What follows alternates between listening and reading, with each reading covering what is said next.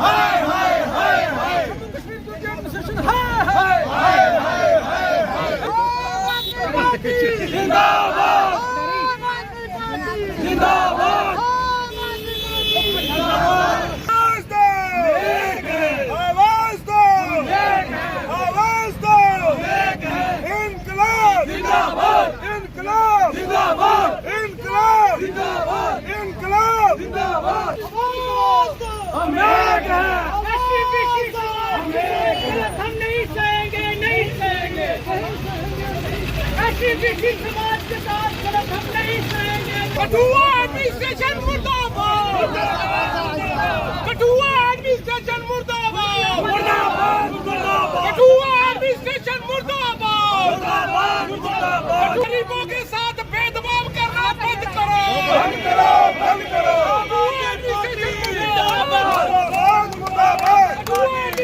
मुर्दाबाद मुर्दाबाद मुर्दाबाद कठुआ एडमिनिस्ट्रेशन मुर्दाबाद मुर्दाबाद मुर्दाबाद आवाज दो आवाज दो कठुआ एडमिनिस्ट्रेशन कठुआ एडमिनिस्ट्रेशन मुर्दाबाद मुर्दाबाद मुर्दाबाद गरीबों पे अत्याचार बंद करो बंद करो बंद करो एडमिनिस्ट्रेशन होश में आओ होश में आओ होश में आओ ऐसे लोगों के साथ इंसाफ करो इंसाफ करो इंसाफ करो कठुआ एडमिनिस्ट्रेशन मुर्दाबाद मुर्दाबाद मुर्दाबाद कठुआ एडमिनिस्ट्रेशन मुर्दाबाद मुर्दाबाद मुर्दाबाद आज का जो प्रोटेस्ट है वो दो मेन मुद्दों पे रखा गया है।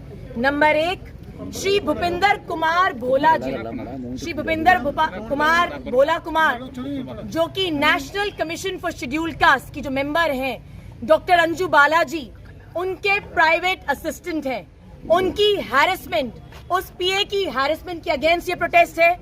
और दूसरा जो है श्रीमती सुनिंदर कौर जो तहसीलदार हेडक्वार्टर कठुआ हैं, उनकी अभद्र व्यवहार के लिए ये प्रोटेस्ट रखा गया है। अब मैं आपके समक्ष कुछ तथ्य रखना चाहूंगी। सबसे पहला तथ्य, 2 और 3 दिसंबर 2022 को हम लोग खुद कुछ रिप्रेजेंटेटिव्स के साथ मैडम डॉक्टर अंजू बालाजी से मिले और एक रिप्रेजेंटेशन जो है उनके समक्ष रखी गई। वो रिप्रेजेंटेशन चकजगनी गांव और दियानी गांव की लैंड इंक्रोचमेंट जो कि एक्सप्रेसवे बन रहा है, कॉम्पनसेशन और उसी के साथ साथ जंक्शन को लेकर थी। उसी के साथ मैंने मैडम को जब ये रिप्रेजेंटेशन सौंपी तो उन्होंने मुझे एक और आदमी जिसका नाम है बोधराज जी जिनका 21 साल का जो बेटा है उसने सुसाइड कमिट कर लिया था। मैडम चाहती थी, मैंने मैडम से रिक्वेस्ट किया कि मैम इस मसले में भी देखें आप। उन्होंने कहा आप एसएसपी से रिपोर्ट लें और जैसे ही रिपोर्ट मिल जाती है आप मुझे वो रिपोर्ट दिल्ली भेजें। अब दूसरा तथ्य, चक जंगी का जो रिप्रेजेंटेशन था उसमें आज तक हमें सिर्फ 2 लेटर्स आई, उसके अलावा कोई भी रिपोर्ट नहीं मिली। ये वो रिप्रेजेंटेशन है। इस रिप्रेजेंटेशन को चीफ सेक्रेटरी को मैडम ने भेजा था मगर आज तक फाइनल रिपोर्ट हम तक नहीं आई। उसके बाद हमने दूसरा जो रिप्रेजेंटेशन भेजा 19 जनवरी को, वो था श्री बोधराज जी के बेटे के बारे में जिसकी मृत्यु हो चुकी है, ये भी अनुसूचित जाति के हैं। तीसरा रिप्रेजेंटेशन जो 19 जनवरी को भेजा गया वो भेजा गया था त्रिंडिया गांव के लोगों के लिए। और जो चौथा रिप्रेजेंटेशन भेजा गया था वो भेजा गया था मंडला गांव के बारे में। मंडला गांव का एक अनुसूचित जाति का लड़का है जिसका नाम है राजेंद्र कुमार। ये बंदा 9 साल से अपनी कॉम्पनसेशन के लिए तड़प रहा है। हमने 19 दिसंबर 2022 से लेके पूरे अप्रैल तक भोला कुमार जी को अत्यंत फोन करे, उनको व्हाट्सएप मैसेजेस करे, उनके लैंडलाइन पे कमीशन के ऑफिस में मेन दिल्ली में फोन करे, मगर किसी ने हमें जवाब नहीं दिया।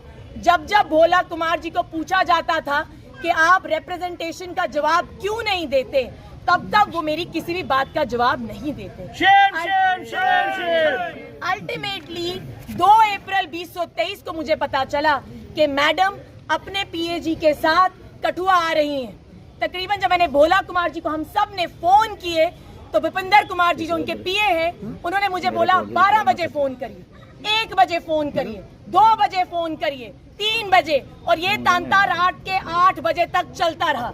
8 बजे जब मैंने उन पीए साहब को फोन किया और उनसे पूछा कि मुझे अपॉइंटमेंट क्यों नहीं मिलेगी, तब उन्होंने मुझे कहा कि मैं आपकी नौकरी नहीं करता और अल्टीमेटली आपको अपॉइंटमेंट नहीं मिलेगी। किसी तरह से 3 अप्रैल को हम मैडम अंजू जी से मिले, जितने भी अग्रीव लोग थे उनके साथ।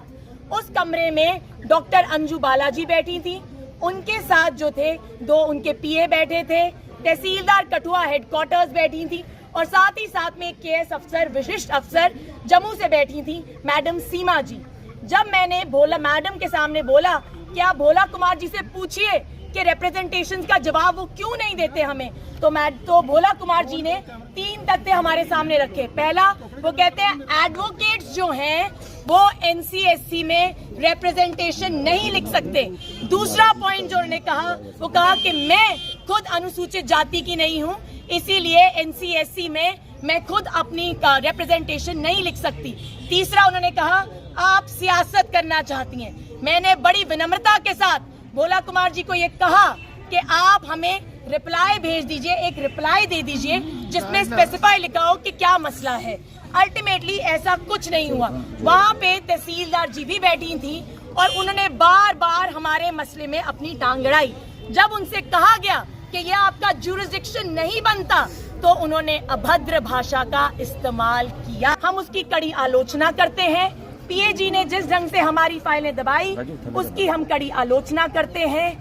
जो शब्द हैं वो ब्रह्म रूप हैं। शब्दों से ही आप उठ सकते हैं, शब्दों से ही आप गिर सकते हैं। मेरी कठुआ एडमिनिस्ट्रेशन से यही विनम्र निवेदन होगा कि अगर आपकी तहसीलदार हेडक्वार्टर्स एक पढ़ी लिखी वकील के साथ इस तरह से बात कर सकती हैं, तो बाकी लोगों के साथ वो किस ढंग से बिहेवियर करती होंगी। क्या लगता है मैम, इस तरह का आयोग जो है मात्र दिखावा है, क्या लगता है? देखिए, हमारा 2 ही विनम्र निवेदन है। पहली बात हम ये है कि हम बिल्कुल ये नहीं चाहते, मैं कोई अपॉलॉजी नहीं चाहती तहसीलदार हेडक्वार्टर से, कोई भी अपॉलॉजी नहीं चाहती, मगर एडमिनिस्ट्रेशन को ये देखना चाहिए वो जहां भी जाएं, जहां पे भी रहें, वो लोगों से अच्छे ढंग से व्यवहार करें। ब्यूरोक्रेसी जब अपनी अकाउंटेबिलिटी से हटके लोगों का काम नहीं कर रहे, जब लोकतंत्र की व्यवस्था नहीं है, तो जो ब्यूरोक्रेसी जो है बेलगाम होके लोगों के जो अधिकारों का हनन करती है। और सबसे बड़ी बात जो है कि आज जैसे एक महिला हमारी जो नेत्री हैं और जो एडवोकेट भी हैं, अपू सिंह जी,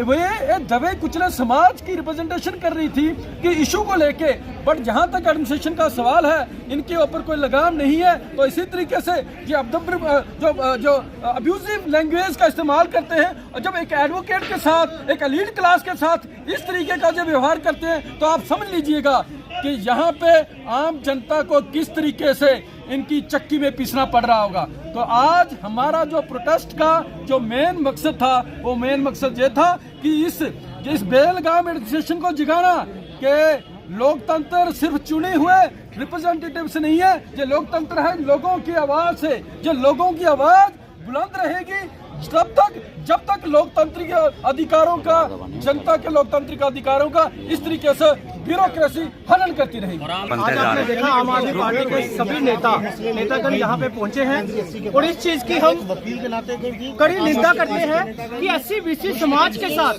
किस तरह एडमिनिस्ट्रेशन का व्यवहार है। एक एडवोकेट, एक सीनियर एडवोकेट, पढ़ी लिखी एडवोकेट और हमारी आम आदमी पार्टी की प्रवक्ता जब उनके ऑफिस में गई, उनके साथ दुर्व्यवहार हो सकता है, तो आप सोचिए कि एक आम आदमी के साथ क्या दुर्व्यवहार करते होंगे ये एडमिनिस्ट्रेशन। तो एडमिनिस्ट्रेशन को ये सोचना पड़ेगा और समझना पड़ेगा। जब तक आम आदमी पार्टी यहाँ पे बैठी हुई है, आप किसी भी SC/BC समाज हो या कोई भी हमारे समाज का एक शख्स हो आम आदमी, उसके साथ दुर्व्यवहार ना हम सहेंगे, ना हम करने देंगे।